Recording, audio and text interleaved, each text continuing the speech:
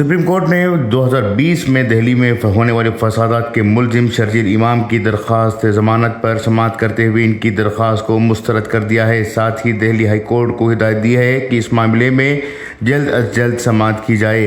अदालत ने वजाहत की है कि शर्जील इमाम का मामला दिल्ली हाई कोर्ट में पहले से ज़ेर समाअत है और बराह रास्त सुप्रीम कोर्ट में दरख्वास्त देना कानूनी तौर पर दुरुस्त तरीक़ा नहीं है। जस्टिस बेला त्रिवेदी और जस्टिस एस.सी. शर्मा की बेंच ने कहा कि दरख्वास्त गुजार को पहले हाई कोर्ट से रुजू करना चाहिए। शर्जील इमाम के वकील सीनियर एडवोकेट सिद्धार्थ देव ने अदालत के सामने दलील दी कि इनकी दरख्वास्त 2020 से हाई कोर्ट में ज़ेर समाअत है।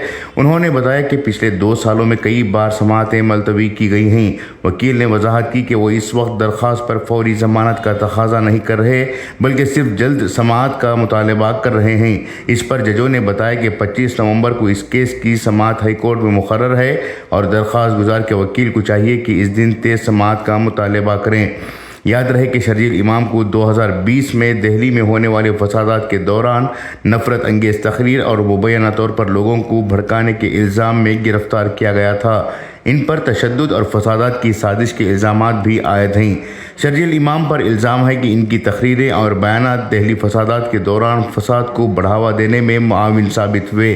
इससे कबल भी इनकी दरख्वास्तों पर मुतअद्दिद समाअतें हो चुकी हैं लेकिन कोई हतमी फ़ैसला सामने नहीं आया।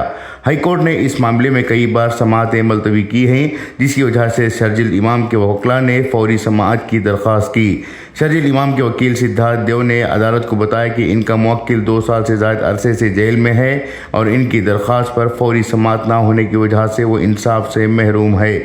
गौरतलब बात है कि शर्जील इमाम के साथ साथ उमर खालिद भी जेल की सलाखों के पीछे बंद हैं और वो अब भी इंसाफ के मुंतज़र हैं। ब्यूरो रिपोर्ट, इनकलाब न्यूज़, नई दिल्ली।